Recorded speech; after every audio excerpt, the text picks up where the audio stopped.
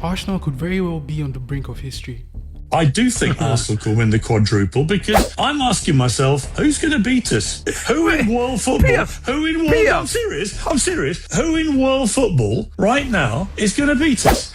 Top of the Premier League, into the Champions League round of 16 against Bayer Leverkusen, into the final of the Carabao Cup against Manchester City, and the round of 16 of the FA Cup. Not one, not two, not three, but all major trophies this season. It's March, and Arsenal still has a strong shout in all of them. Actually, scratch that, because if it all goes according to plan, Arsenal might be the first team in modern football history to win the quadruple. It's never been done before. Rare doesn't even cut it. It's a step-by-step evolutionary process for Mikel Arteta and Arsenal that's led them to this stage. Dominant performances over the course of the season, building the most complete team in Europe now. And to top it off, the manager who somehow believes that this Arsenal team can make history.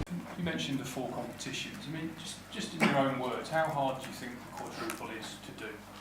To do? Well, it's been done. So that's how difficult it is. So let's go game by game. Let's try to earn the right to continue to be there till the last stage of every competition, and then we'll see what happens. They're close, but not there yet. As of recording this, there are 10 games left to play between now and the end of the Premier League season for Arsenal. To complete the quadruple, they have to beat Bayer Leverkusen in the round of 16 and then navigate a possible path that involves the likes of Barcelona and Sporting Lisbon as possible opponents. They'd have to beat Mansfield Town in the FA Cup round of 16, but the Carabao Cup is the one where the dream could either kickstart or abruptly end in earnest. The final versus Manchester City at Wembley on the horizon. The dream is big, but given what Mikel Arteta has set out to achieve with Arsenal this season, particularly with that team, you wouldn't necessarily put it past them. The quality of that Arsenal squad, one of the best in the world, possibly the best. I mean, you know they're that good when rival managers are openly lauding them. It's a team of fault completely quick throw-ins, quick, and play there in that position. You have to know, in that level, this is one of the best teams of the world, Arsenal, but by far.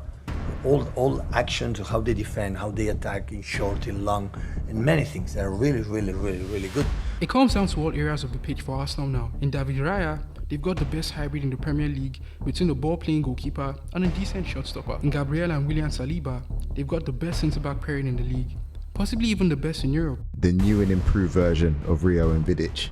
Gabriel and Saliba. I think they're the best pairing in Europe. They both can still do a lot of what the other one can do as well, and that was one of the good things about me and Nemanja in a partnership, that it's not just one's good at something and the other's good at the other. I love the way that they play. Fullbacks Orient Timbia and Ricardo Calafiori are equally as solid. The fact that Mikel Arteta somehow converted 2 centre-backs into really good fullbacks doesn't get talked about enough. This is arguably Mikel Arteta's starting back four. Here is where things get interesting. If one defender out of these 3 gets injured in March, does the level drop or does it stay the same? That's where squad quality comes in for Arsenal. Arteta has built a squad with more than enough options to rotate from. Heck, that backline could form another team in Europe. Christian Mosquera, Piero Nkapie, Ben White, and Miles Lewis-Skelly. Players like Nkapie can play in multiple positions too. It's the same with Ben White as well, a centre-back who can also play right back. Just 22 goals conceded in the league as we're recording this. There's 3 goals conceded in the Champions League group phase.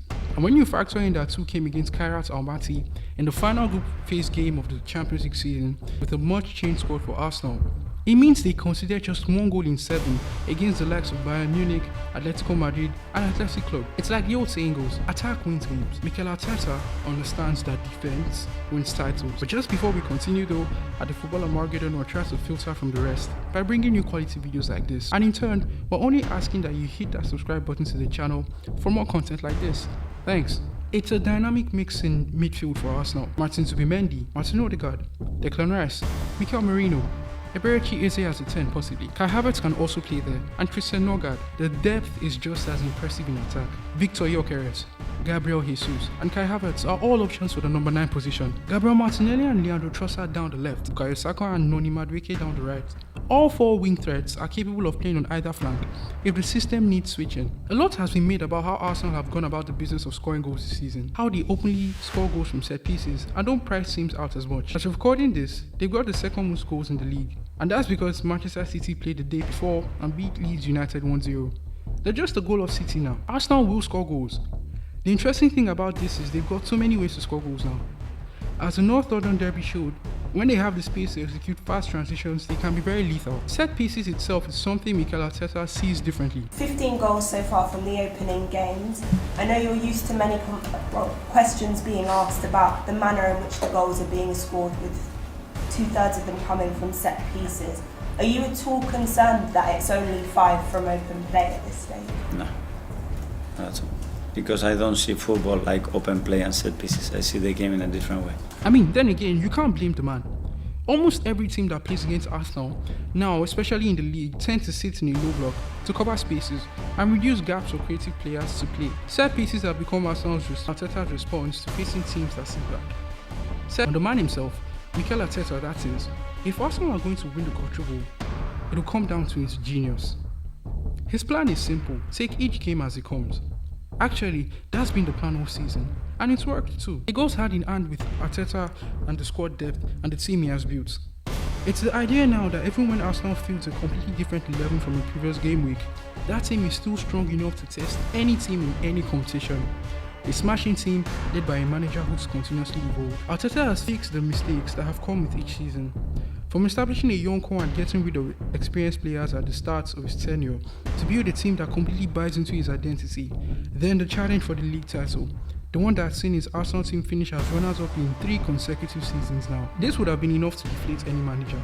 Instead, Arteta has used this as fuel to motivate his players even more. All this happening because you started believing, you started to be patient, you started to understand what we were trying to do. And all the credit has to go to the players. Stuff that is unbelievable.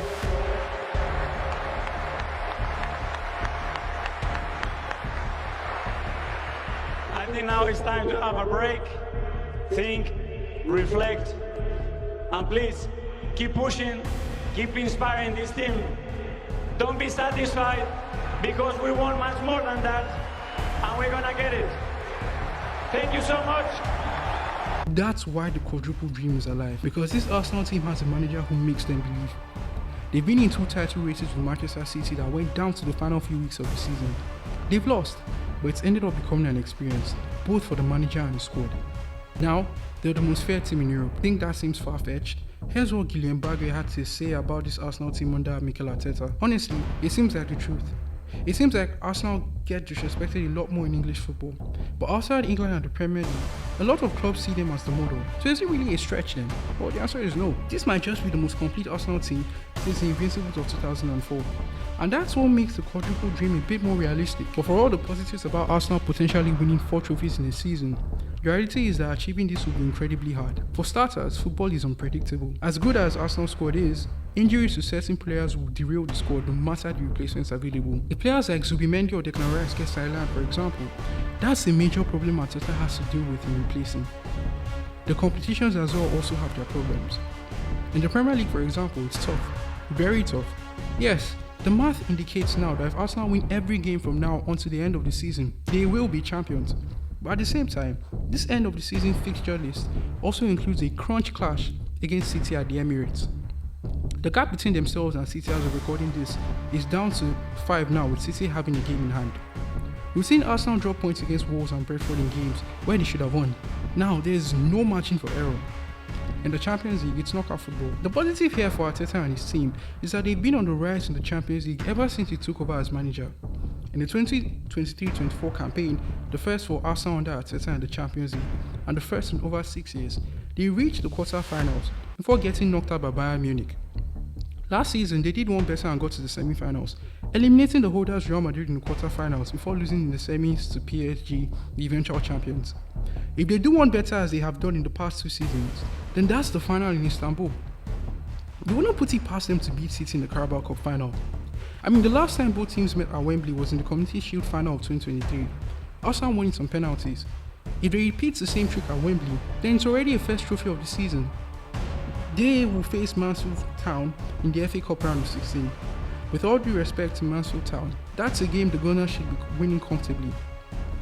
Arsenal can win the treble, but the margin for error is 0, which falls directly into the Arsenal game plan. Arteta has built a team that's based on near perfection now. I certainly want to be. I'm upset that we don't score more and that we concede as well. So we want to be the best and the most dominant team in every aspect of the game, and that's the trajectory and the aim of this team. And as a club, we want to be the same. So. The season won't be decided by talent. It will come down to how durable Arsenal can be in all 4 competitions. But what do you guys think? Can Arsenal win the treble? Let us know in the comments below. And don't forget to check out the next video on the Gunners' North London rival Spurs and why their managers keep failing.